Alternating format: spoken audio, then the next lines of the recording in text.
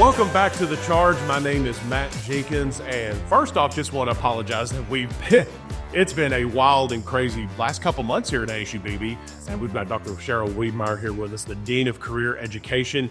We didn't have a January episode out, and then we were supposed to have one in February, so you guys are February episode, but between the snow, all throughout what seemed to take up most of, probably even into all of January before it's all said and done, and then just a busy February with so many great events. So we're glad to be back with you guys, and we got a lot of cool things planned for the rest of the school year. But we're here with Dr. Wiedmaier celebrating CTE Month throughout all of the local area high schools, and not only at the high schools, here at ASU-Beebe too. Lots of great CTE opportunities for so many students to take advantage of. But before we kind of dive into what ASU-Beebe has, kind of talk us through how you came to be here at ASU-Beebe and what kind of led you to being the dean here. Okay.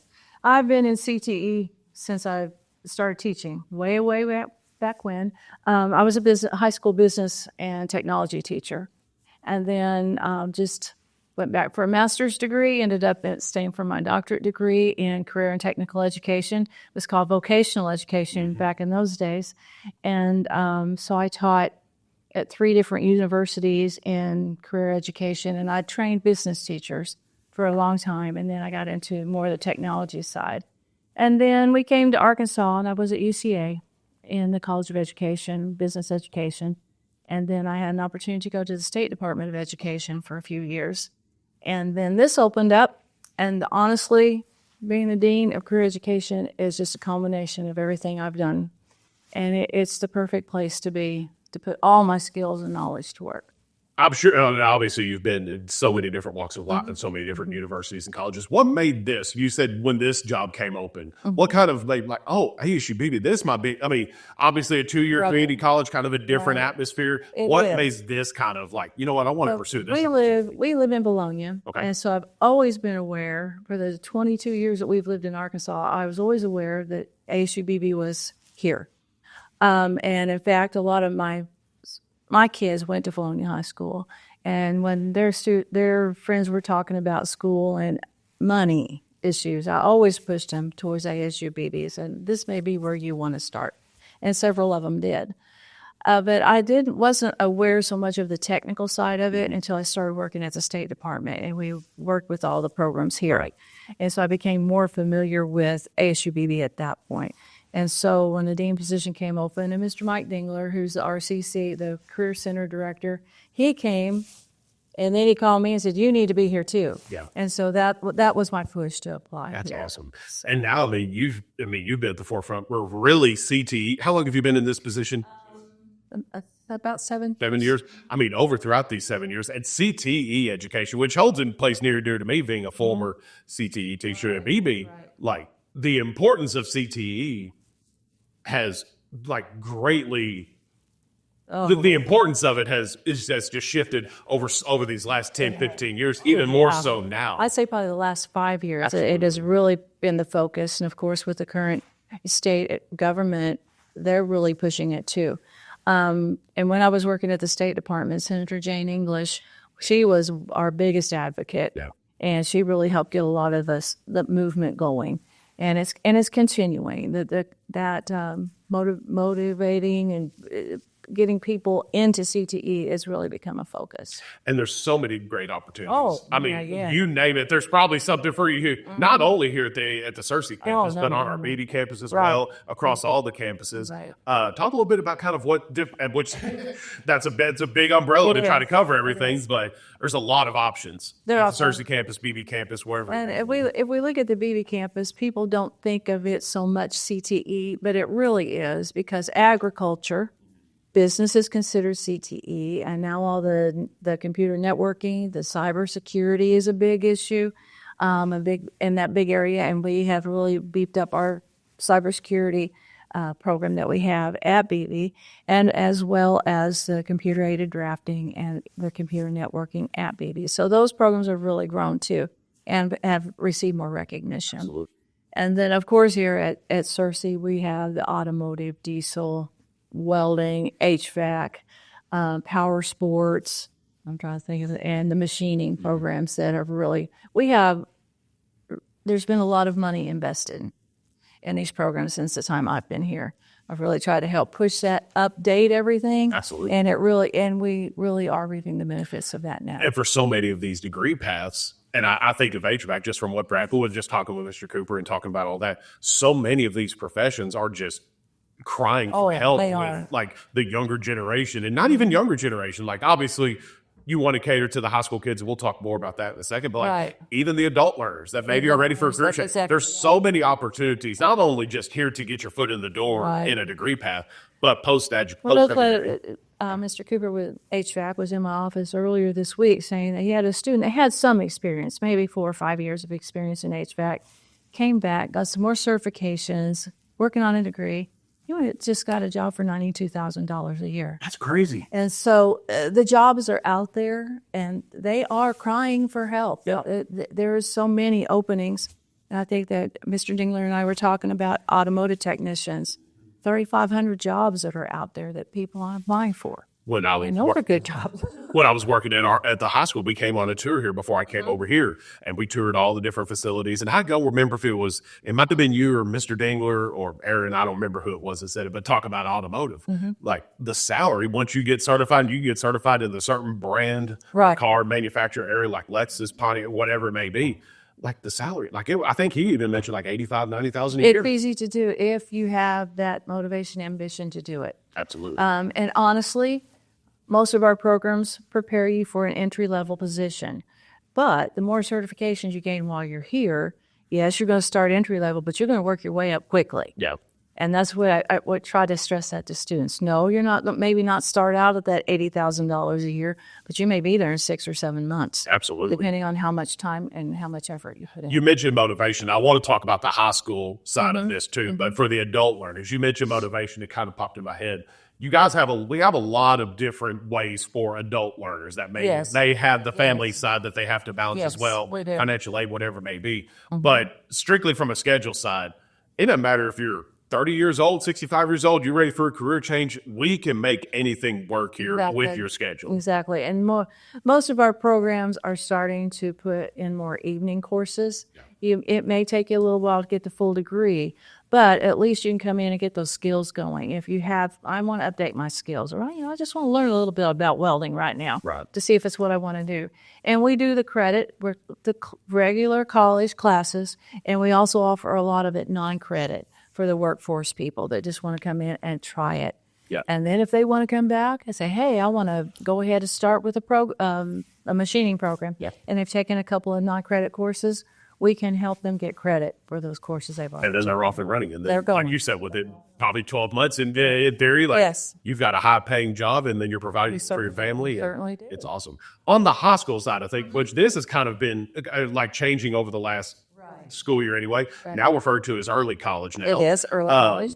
So many high school kids, freshman, sophomore, getting started then, earning that associate's degree, potentially earning that associate's degree while they're in school, but even getting that head start. Right. And by the time they're graduating high school, they may lack maybe a couple classes here and there. If they come to the programs on Searcy campus, most of them can get at least a certificate of proficiency within a year to a year and a half, because the courses that are offered to them, it is in a program of study.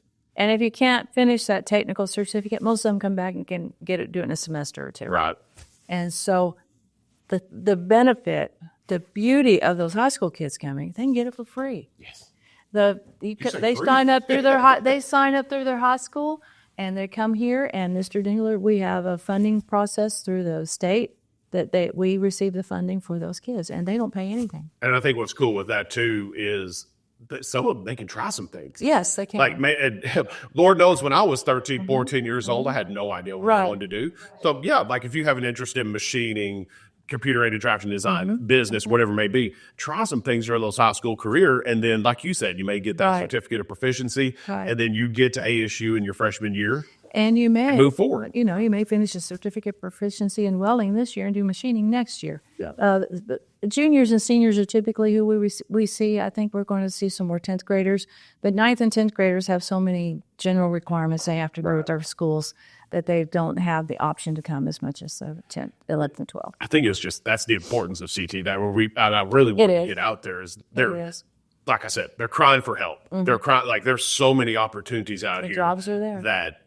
and we're not steering you away from, like, yes, go get your associates in sure, you can do communications, those whatever it things may too, be. sure. But I think the vast majority of probably of our community are those people that need to get those technical certificates, that the hardworking blue collar type of people. Right. And then, like, and I feel like when you're on this campus, that's kind of the vibe here. It's a bunch of blue collar, good, hardworking men and women people, yes. that just want to better themselves. They want to better themselves, and they don't want to sit in 4 years of general education. No. I want to learn the skills and move on, and that's what we do.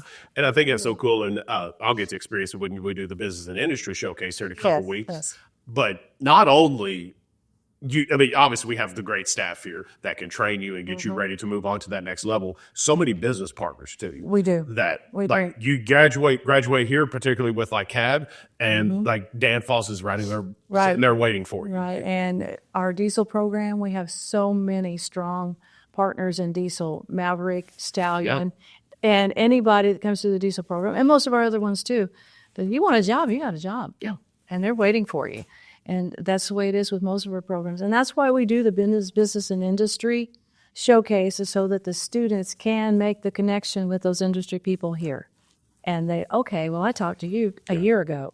Oh, yeah, I remember you, So that's why we try to bring our partners in as much as we can. I think that's why I always told my high school kids to, like, it's so important to it build those connections, build that repertoire of like, hey, I know this person and that person can know this person. And it's just a trickle effect. And they do. Excuse me. And a lot of our instructors here, and even on the Beebe campus and at Heber, we have a couple of programs at Heber, they came through our programs. Our instructors are our alums. And so they've gone out and worked for a while, come back, and they have those connections that they can offer to the students. So it's a great place to be. For those that may not be aware, when is the business and industry? It is showcase? April 1st. No, that is not a joke. And we will start probably about 9:30.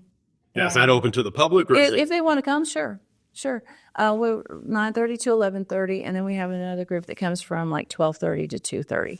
So we broke it up to give time for lunch in between. But for the schools, they can choose whether they want to come in the morning or in the afternoon. But if the net community wants to come, we don't have any problem with that. Just come and tell us you're here, and we'll show you around. There's just so many opportunities to be had here. And before we wrap up, I also want to mention, Girl Power hosted the state conference for Girl Power here.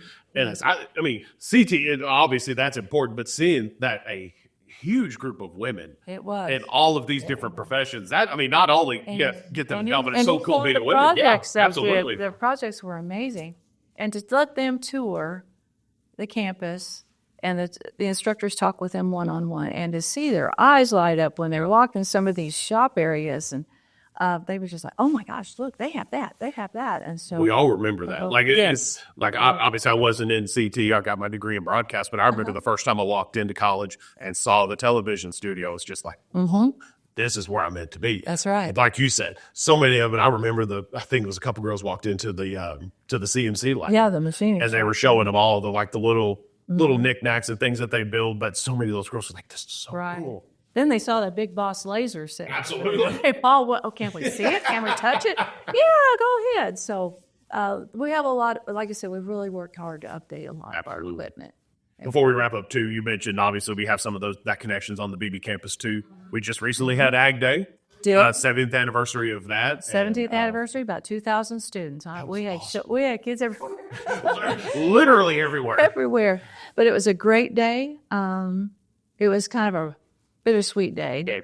Yeah. So, first time without Chuck Wisdom. And I think you felt old Chuck there, though. Oh, there's no doubt. And, whether you're or not, an Ag Day. But it was a great day, and our ag instructors did an awesome job. I hope to see some of those students. And, not all of them come back for ag. They come back for our other programs, too. So, and they were able to see the campus and visit with people. That's awesome. ASU-Beebe.edu is where you can go to learn more, not only just about all of our associate degree programs, but also all of these CT programs, our technical certificates of proficiency, technical certificates, whatever may be. Head over there and check that out. We're going to talk to Aaron Hicks after this quick message. Going to dive in a little bit with the automotive program here at ASU-Beebe. We've got some really exciting things going on in automotive, and lots of grant money have come in. We're partnered up with the Rocket Roll Group. The Metallica grant. That's right. We're going to talk to Aaron about all of that here just in a minute. You're watching The Charge. This is Dr. Cheryl Wiedmaier, Dean of Career Education. We're back in a second. Most people think farming is just about getting your hands dirty. At ASU-Beebe, we're not just driving, we're programming the future. With GPS and GIS tracking, we don't miss an inch. It's about being smarter, faster, and more efficient. From drones to data analytics, the future of agriculture is here. The industry is evolving. Are you? Master the tech and own the field. Visit asub.edu/precision ag for more information. Welcome back to The Charge. My name is Matt Jenkins here with Aaron Hicks, the instructor of automotive technology. Aaron, thanks for jumping on with us here on The Charge. Yes, sir. Today. Happy to be here. CTE Month, and that's kind of what the whole theme of this podcast was this month and all the cool things. We talked to Dr. Wiedmaier about all the great CTE programs, not only here at the Searcy campus, but at Beebe campus and the surrounding Heber campus, Little Rock Air Force Base, whatever it may be. But I want to focus on you guys because y'all are doing a lot of cool stuff in here right now with your automotive technology program. Yes, sir. We got a lot of projects we're going on in the shop. We've got, and then we're going over the curriculum and how these vehicles, how they operate, and then we got to relate that to the actual shop. You know, I want them to know how a thermostat operates, and then we'll go show them. I think what's so cool is like these guys can get certified in so many, in all the different like GM brands, and kind of get certified to work on these certain vehicles. Right. And what we talked about with Dr. Wiedmaier, a lot of these kids have jobs essentially waiting for them. Yes. When it's and all said and so, done. as you talked about the certifications that they can get when they're going through here, they get ASE entry-level certified, and they can be ASE G1 certified when they leave this program. That's neat. And also through the Toyota program, they can have all their Toyota curriculum and credentials when they're going through this program. It's so neat. It's so cool. I remember when we came on a tour here when I was working at my previous job, and they took us out and showed us all the different CT programs, and then I just remember here, there's good money in this field. Once you get your certifications and whether like the different car manufacturers and get certified, there's a good salary that could be waiting for a student out of this program. Yes, yeah. I've got friends in the industry who are making nearly $100,000 a year. It's awesome. And so it's a lot of fun. Awesome. One of the cool things that we also wanted to share with you guys here about the Automotive Technology Program is the new Metallica grant that you guys were the recipients of, and they're kind of helping ASU-Beebe, your Automotive Technology Program, getting into the EV side of making automotive. Yes, so a lot of manufacturers are moving towards hybridization and electric vehicles, and wanted to be able to provide some sort of training material for the students. And through the Metallica grant, we're able to get electric vehicle trainer. It's the same style of trainer that they're going to see at the Skills USA competitions in years past. So excited to get that type of trainer from Lucas Newlay, and that should be in sometime this month. Through this new EV, this will help train kids. Obviously, you've got all the kids right now working on the standard vehicles, got the Chevrolet Silverado and the Ford and everything back here. But through this new EV, this will train kids to learn how to work on electric vehicles. Yes, sir. Yeah. That's neat. That's neat. Another cool thing that just came from this, and we were a part of that, I think it was after the snowstorm, excuse me, giving some scholarships to some of these kids too, that awarding them that, but also these neat tool bags. Yes, sir. You guys talk about those tool bags. Yeah, we were able to budget about $500 per student to these for this part of this scholarship. Yep. And got with Milwaukee. We're going through different manufacturers, and the students really liked the kit that they could get through Milwaukee. So we got them Milwaukee tool bag and all those tools. It's an awesome tool bag too. Yes, sir. And for so many of those kids, and I think 2 high schoolers too that passed there was a certain exam that they had to get the highest scores of it. Yeah, it was in the entry level ASV exams. Yes, sir.